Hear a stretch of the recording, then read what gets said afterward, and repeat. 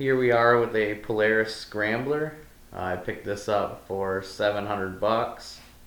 The seller started it for me when I was there. It took about 2 pulls with the pull start and it started right up, but it seems to be leaking antifreeze out somewhere up by the head of the motor, and it's also pouring a bunch of antifreeze out of the reserve tank or the overflow tank for the antifreeze. Also, it did not come with a battery, so only the pull start works. None of the lights are working. We're going to go through it, try to figure out what the problem is, get it fixed up, and hopefully take it for a test ride today. It does have some broken plastics. You can see where it broke all through here. That's been Frankenstein back together. I'll probably end up Frankensteining this together here too. We got another crack here. Another crack here. I might need a couple more zip ties. Looks like it was traveling. So what I did is I drilled these holes at the end of every crack. So if the crack's coming this way, and then you drill a hole at the end of it, that stops it from spreading more, so it can't crack anymore from there. And I went ahead and did that with all of these to stop the cracks from getting any bigger than what they are. It's got a pretty cool silencer on it. The chain and sprocket seem to be in good shape. The tires are a little bit dry rotted, but they all hold air. And all the brakes work, which is surprising. It also has a brand new aftermarket radiator. And one thing I found out about the fans in here is the radiator fan or the coolant fan will not turn on without a battery installed. So if you want your fan to work, you have to have a battery installed. Otherwise, they deleted the oil system and now you have to run premix. They left the oil tank in here. I'm not really sure why, but that also leaves this sensor throwing the light up on the dash. So with that sensor out, this low oil light is always on. And surprisingly, the gas tank gauge actually works. Some things like never work. So when it's running, antifreeze is spraying out of this cap. It's kind of like an air antifreeze mix, and it's like a mist. And then also in here there will be antifreeze coming out about right here, which is coming pretty much right from where this head seal is at. So I think we need a new head gasket. I'm going to start this up now to see if I can show you what's going on.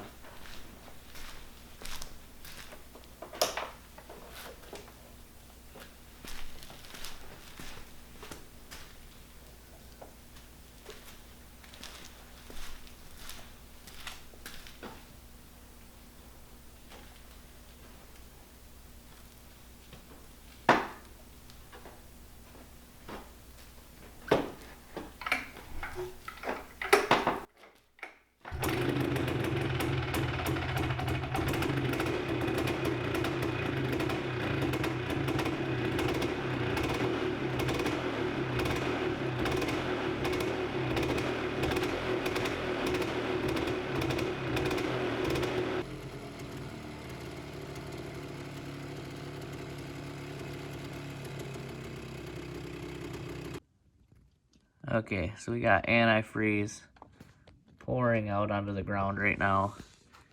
And it seems to be coming from this line right back here, that plastic line, which is the overflow right here. So when I follow this down, right in the back, right here where this line comes in, it's rubbing on that exhaust pipe. Right on the back side, right here. and it wore a hole into that line. So I gotta replace that. There was a leak coming from right here. And I don't currently see it. So I'm gonna replace that line and then run the motor some more. It never actually overheated. We got up to 100 degrees Celsius, which is right at normal operating temperature. So I'm gonna get this plastic line replaced. I need a big change, help me feel like living. I need a big swing, home runs I'm hitting, and I'll never look back, moving on till I get it all. And we all got dreams, we all want things, but what you gonna do for it? How you gonna move for it? What you gonna be? And do you believe you can do anything? But what you gonna do for it? How you gonna move for it? What you gonna be? Oh yeah, right here. There's the hole that burnt in it. So I'm gonna get a new one in there. Okay, so that problem is solved. I actually was able just to cut a little bit off of this hose and get it to still fit. I think what happened was there's a spot right here you're supposed to run this hose through, and that holds it away from the exhaust down there, and it wasn't in here.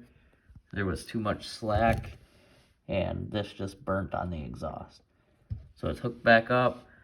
I'm gonna fill this coolant back up, fill the coolant up in the radiator, start it back up, and see what happens.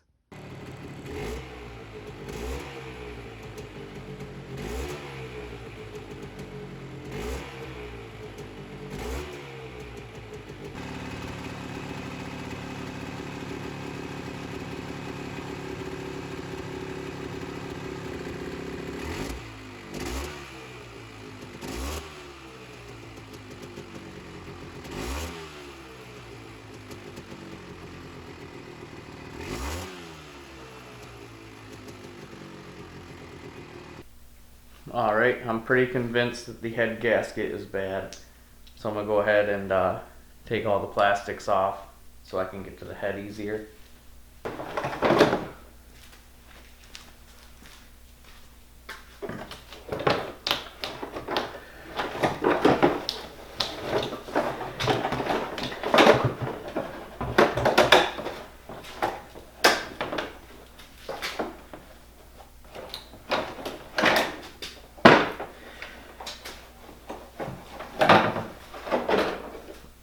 Alright, to get the plastics off, there was a bolt here on the inside. There was a bolt there. I had to knock this rubber piece down that goes up on the shifter. Had to knock that down. 2 screws right here, 3 screws down there. On this side, there was 3 screws down here, and then up top I had to unscrew this piece to pull the choke cable through. Had to unscrew the key switch, pull the key switch through, and there was one quick connector here that stays on the dash of the plastics, and then just had to fight it to get it up and over this gas tank lip. Now it's time to remove the gas tank. Got 2 bolts back here. Well, the gas tank was just these 2 bolts, but since I got about 3/4 of a tank of gas, I've got it draining right now with the gas on into this 5-gallon gas can. So I'll come back in like 20 minutes when this is empty.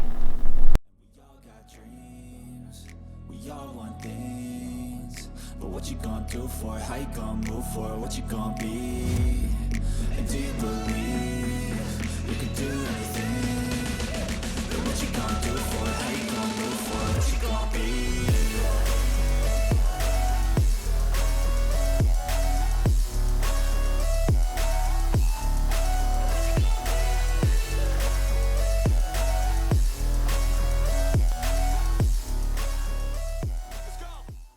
So apparently on the the bottom of the tank, the on and the reserve are two different lines that go into the bottom of the gas tank. So if you ever have to take one off, just know there's two lines there, not one. That's what I was getting hung up on for a minute. But now I'm down to the cylinder. I think I'm going to take the plug out and do a compression test on it before I take the head off. The plug is just a little bit brown, which is almost kind of perfect. It's probably like this because of I mix my oil pretty thick with my gas. So I think it's running pretty good.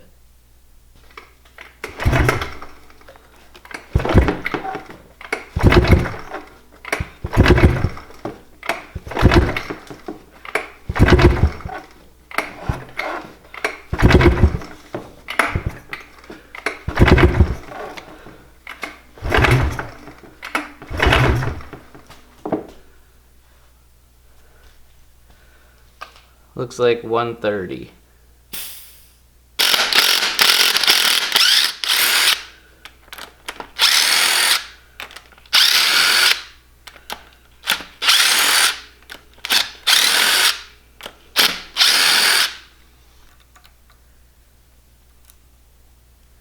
It looks like one bolt is different. So somebody put a different bolt in here the last time this was done.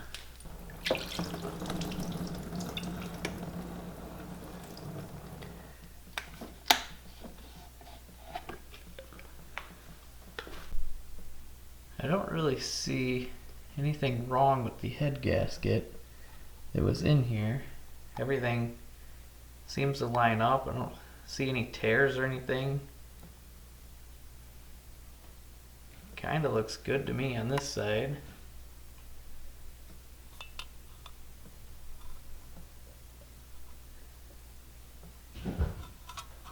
Yeah, I don't know. Does look like a little bit of gas coming through here and here and here. Well, I guess in all of them. I'm not really sure here. I'm gonna replace it anyways. I'm gonna inspect this head and make sure I don't see any cracks or anything anywhere around the compression area. Alright, with this new head gasket, this back tab here goes towards the back of the four-wheeler, and these two holes go towards the front of the four-wheeler, and this one with the little cutout right here will go on the left side. So this more square one goes on the right side. So it's going to go down just like that.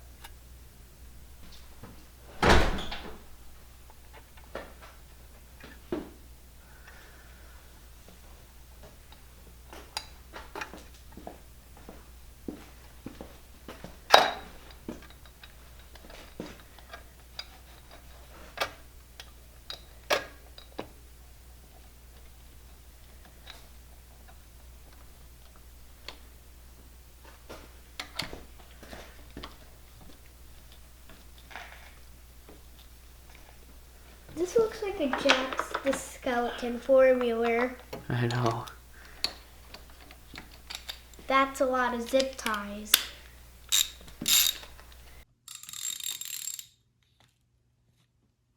You gotta get straight up on it. There you go. Here, move it over, like right there. Now it's on it.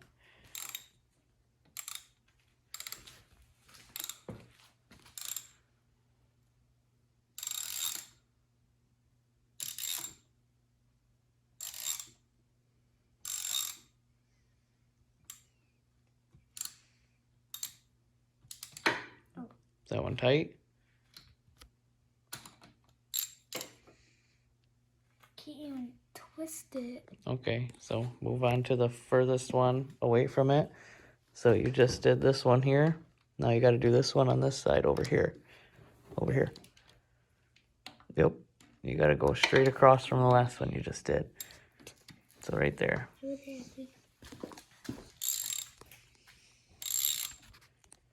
it supposed to turn? Yeah. This. Yep.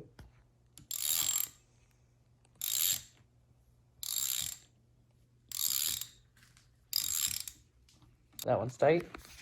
Okay, now do this one right here. The 7th one is tight with the 8th one. And this one seems like a real one.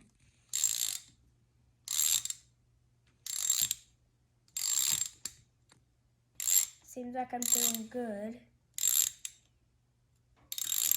I have number 8 and 7 completed. Now I have to complete number 9. It's getting tough. It's getting tough, guys. Ooh, it's really tight. Tight? Yep. Okay. Now go for this one on the other side. I thought I just did that Nope. one. There you go. You did this one, and you did that one, and this one. Now you gotta go across and do this one. Okay. Tight. Tight? Okay, now go for this one. That one's gonna be tight. That one's already tight. Okay, go for that one. It's gonna be already tight. Tight. Okay, go for this one. I bet it's already tight. What do you think? Good. Good? Guys. Okay, now we gotta torque them down. What does that mean? That means we got to put a specific amount of force on the bolts, or Like- turning force. So we need to get the special new wrenches I got. Wrenches? Yeah, wanna get those? Sure. So he's gonna be using his electric wrench.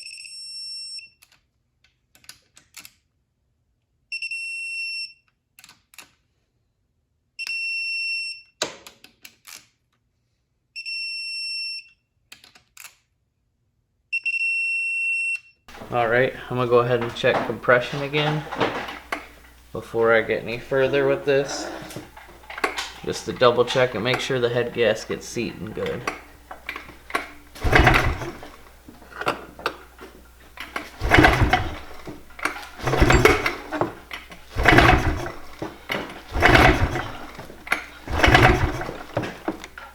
Well, we got 150 psi now, so we gained 20 psi of compression. Alright, head's torqued back down, spark plugs in. I'm going to go ahead and put the gas tank back in with the 2 bolts, get the plastics on, and hook everything back up, and see how it goes.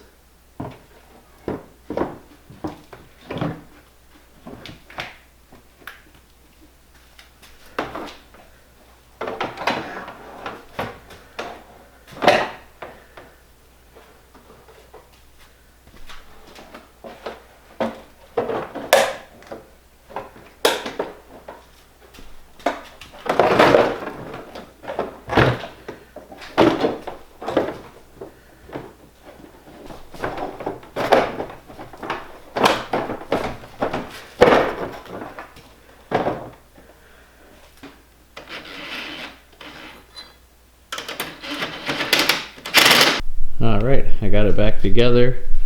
I'm going to leave this front piece off so that I can watch my temperature and make sure everything's working right.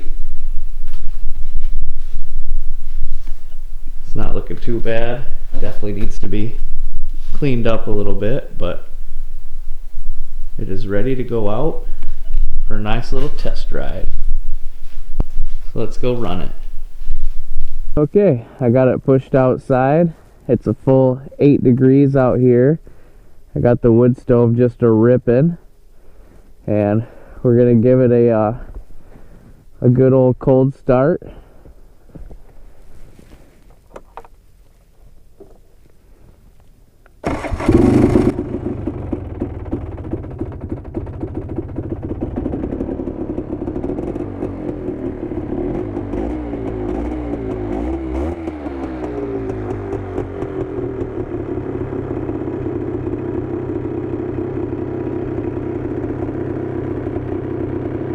I'm gonna let this thing warm up for about 15 minutes and then make sure it's not overheating in that time. If nothing's coming out of the overflow, It's gonna go for a little test drive and see what happens here.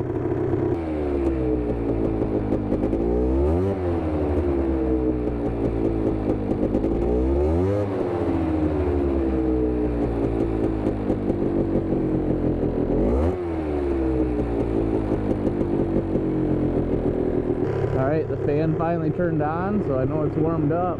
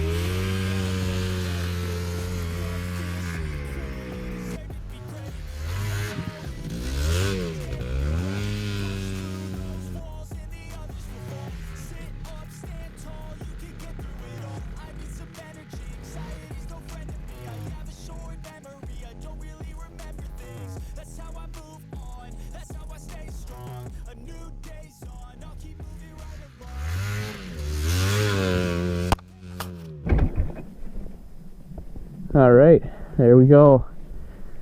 She's running really good. Not spraying out any more antifreeze. It's running mint. If you like this video on this Polaris Scrambler, hit the thumbs up button. And if you want to see more of my videos, so they start popping up in your feed, go ahead and hit the subscribe button.